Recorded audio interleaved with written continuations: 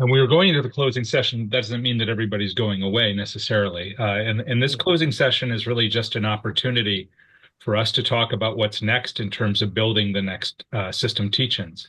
And when I say what's next, I mean what's next in part in terms of what you guys were just talking about in your wonderful discussion, and in the previous panels about organizing the teach-ins in particular places in Vermont and Montreal and Syracuse and Boston and Virginia, and other places. I'm just citing the people who are in the previous panel, but also in terms of what's next in terms of building the next system teach-ins as a process internationally.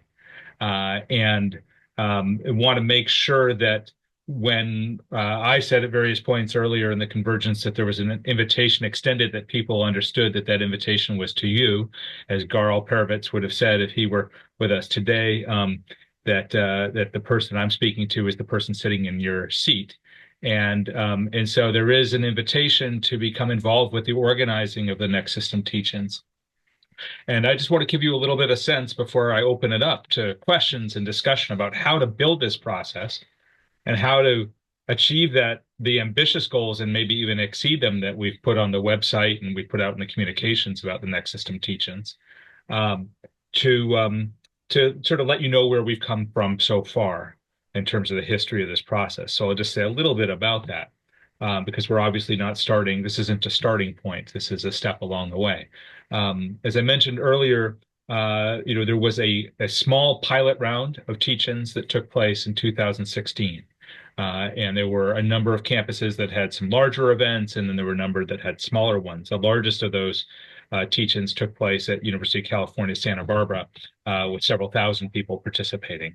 And that came out of something called the Next System Project, which is still around and is sort of regrouping right now and resurfacing. Um, and and then more recently, we had, as some of you heard earlier in this process with the convergence, there we had the founding of Next System Studies at George Mason University, and we've had a number of meetings. So there was a meeting that we hosted at George Mason University just a year and a half ago at our Arlington campus. Some few people who are here were part of that, and many other people were also part of that process. It was called the Next System Workshop on the Promise of Next System Studies. And then there was a meeting that took place in New York. And then what has really happened since last May is that we've gotten underway. So there is a Next System Teach-ins task force that meets monthly. And the task force is made up of people from a core team, which is George Mason University and University of Vermont, and the Democracy Collaborative, which have come together as core conveners. And then we have other conveners who have come on board, which is to say organizations, academic departments that have signed on to contribute labor to this process. And that's an invitation process. So we have been going through a process of sending out invitations to various organizations and to sections of academic associations, so both in academia and in communities beyond academia, to become involved with the task force. And people have been signing up and joining. And some of those folks have been here for the convergence and even presenting. So we've been building that. So the task force meets monthly. And then there are various committees that are meeting regularly too. I mentioned a library committee. I put something in the chat about Next System Media team.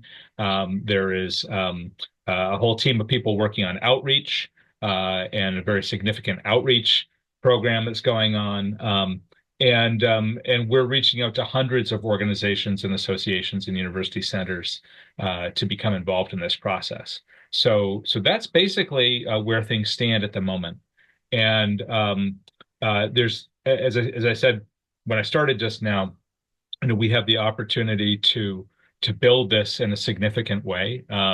I mentioned the democracy teach-ins in the 1990s, and I was a coordinator for that in its first years, working with many others. And we started with a first round of 47 universities that took part, which was pretty good considering that we were mostly in our early 20s and were, sending out paper packets and assembling them in a church basement and so on.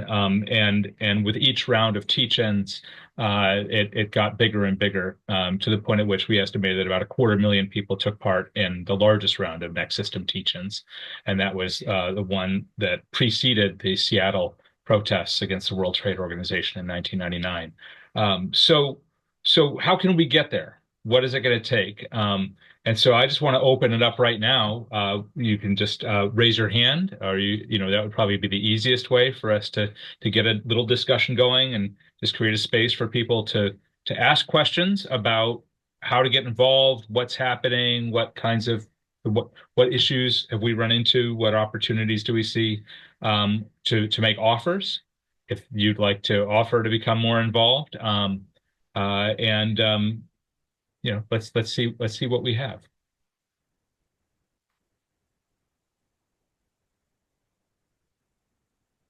Excellent. I see Liza.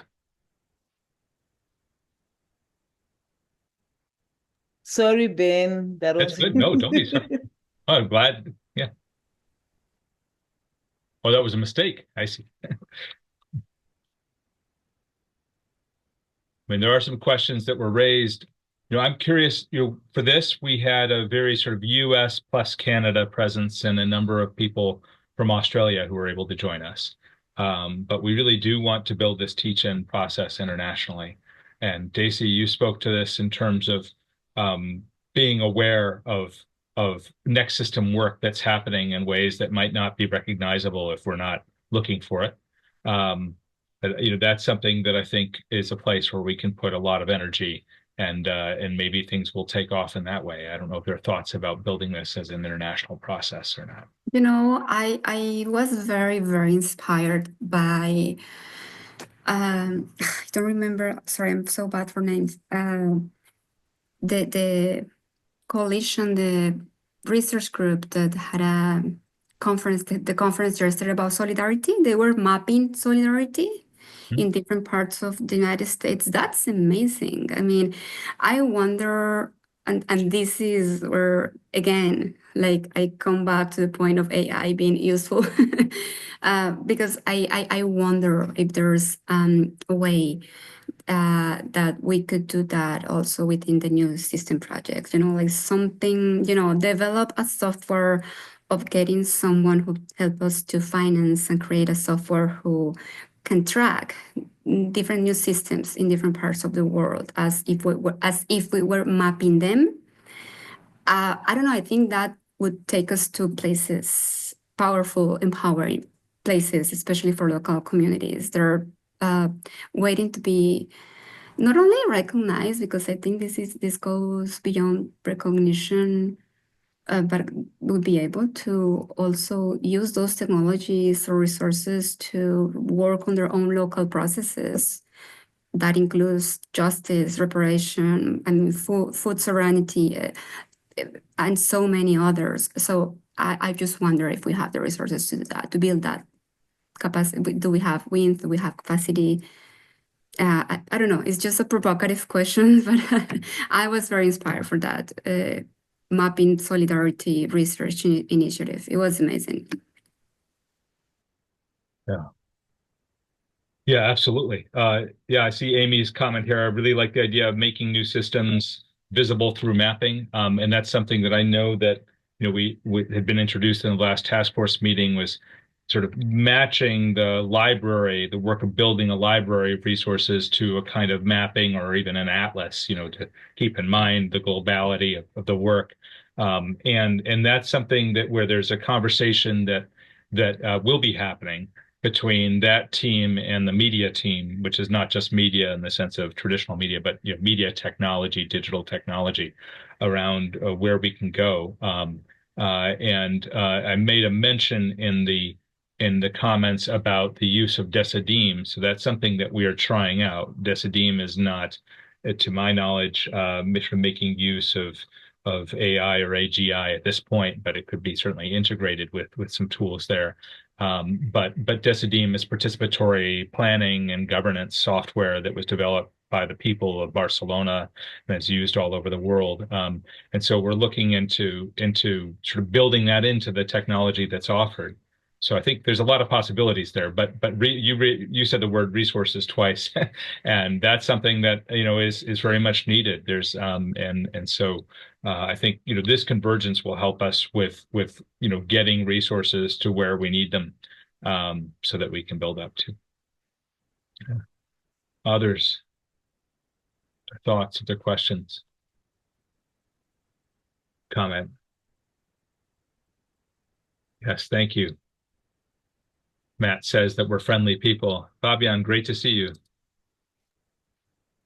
Hello, yeah, I just want to say like thank you for all the important content that you have shared so far. Thank you, Ben, and thank you all the presenters. And I just want to share like my thoughts, what I'm feeling right now, because as an immigrant student, I feel like this is the type of conversations on the type of war that should be happening in the US right now. So I'm very happy to know that you're doing that. I know that building a new order is a big challenge here in the US, and in any other country. It's not an easy task. Well, I just want to say that I would be definitely interested in getting more involved in what you're doing in George Mason. And again, thank you. Thank you very much. Thank you, Fabian, for sharing that. And I just want to, Fabian wrote for the sociologists, but not just the sociologists, but for the sociologists here. Fabian wrote just an incredible paper, just a brilliant paper on public sociology and existence studies, which I'm looking forward to seeing in print at some point soon. Yeah, I was really pleased to see that you're here, and it's great to have your involvement in all of this. Excellent. Good. Others? Liza, go ahead. Yeah, I wanted to just reflect on something that we spoke about in the panel. I think it was Suren was talking about, that preparatory work that we are doing towards the next systems teachings, and thinking about how we are building the library of resources for the next system teach-ins. And I was thinking more along the lines of collaborating with like the EJ, like Atlas, like bringing all that onto one sort of hub for people who will be engaging in the next system teaching. And I just wanted to bring that to others' attention, that there's that effort, which is collating all this information, hubs, for example, the EJ Atlas and other similar initiatives. Yeah, absolutely.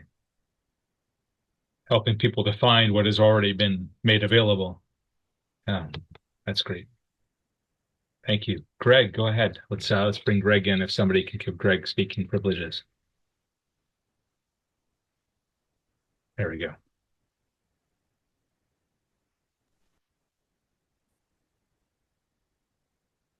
I think you're muted, and that might be my mistake, Greg. Here we go. All right, can you hear me? Yes. Well, just a great day so far. Question I had is, sort of practical in terms of trying to offer this model to people in our network. We have people, all over, a lot of grassroots people, many supporters, individual, in some cases, affiliates that are in college towns, university towns, some cases pretty large ones, that might be interested in pulling this off and becoming a part of it. But the question, begs the question, to what extent? And in each of these communities, of course, there are groups doing all sorts of alternative kinds of work that may not self-identify as next systems, but doing, alternate economic, political, of course, where we're trying to do constitutional, and the like. In some cases working together, in some cases not so much. But I guess my question is, to have something be defined as a next system teaching, what minimal resources, information, would there have to be a speaker from this core group to at least be a keynote? What would be the minimal amount to make it authentic in what it is you're trying to accomplish versus just gathering together people who are working in all sorts of quote unquote alternative stuff to come together and build relationships and do all the kinds of other things that would be valuable, but still not as qualitatively useful in being as effective as it could be. That's a wonderful question from a new member of the Next System Teach-In Task Force. I'm wondering if let's open up for discussion. We can have a broader discussion about it, but I also think we should put it on the agenda for the next task force meeting, because one thing that I think is probably going to be happening is that we will be, hearing from people who are new to our networks, who are up for organizing teach-ins, and that's something that's a great question. So I'm going to put that on the agenda. I'm not going to answer your question, Greg, myself. I'm going to keep it out there, and I'm going to go to Catherine as well, and then we'll circle back to Greg's question as well if people haven't started to address it. Go ahead, Catherine. Hi, Ben. Can everybody hear me? Yes. Okay, great. First of all, thanks everybody for this wonderful day, and I've learned so much. So I'm just going to offer something because I do work with the committee that is meeting, and I want to offer how I've started then to work at my university to kind of build for the November teach-in. So one thing I did was to create a small teach-in for this spring in a class. I got a grant. And I'm doing that, and I'm building it onto a very large class I teach, the University of Minnesota, which is the Intro to Cultural Anthropology. So with that, I let my students get out of the classroom, come to a teach-in. We're having music, food with the grant, and a number of other things, and we're going to work around pollution, solutions to pollution work, that's local, but and integrated in some of the ways that have been described here. So that's one way. What are the places in our university where we have some decision-making control? Some of us for our teaching, we do teach large classes and we can do something like that. So I'll try that and then again, bring it in the fall. The other thing is that University of Minnesota has campuses across the state, and some of them far less empowered or organized than others. However, there are some centers here that work with the entire system. So one thing I did, I reached out to an amazing center. It's called the Center for Planetary Health, which is in the nursing department, and they're absolutely amazing. So they are restructuring nursing to be leaders in environmental transition to an ecological system through nursing. They bring it in through care work and an amazing framework. So they are going to be the leaders at the University of Minnesota for the November Next System thing. And then we'll build others to come in with that. Also, because Minnesota has a really large nurses union, has been very powerful. We can connect with that. We can start. So we found a center who's so excited about the Next System's work, and they are connected. So these are just two strategies that I would suggest to others. People who have large classrooms, and then finding some center or something that has an outreach and is already proposing some great Next Systems solutions that, they can then showcase a little bit what those will look like. That's amazing, Catherine. That's so exciting. And I'm really glad you brought out the power of faculty. I want to say as an undergrad, we didn't have faculty involved when we were organizing the teach-ins in the 90s. We had no faculty support. And then when you mentioned bringing classes out at Santa Barbara, I was a graduate student there when we did the pilot round of teach-ins, and faculty came out, and that made a huge difference. So I'm really glad that you brought that point forward. And then I also just want to say around this question of the centers, that's brilliant, and that's very important. And for anybody here, if you're aware of university centers, institutes, departments, associations that are academic associations or professional associations that we should be reaching out to, email those to contact@nextsystem.org. Gabe will get those. So contact@nextsystem.org, and they'll go into the hopper for nomination to be reached out to.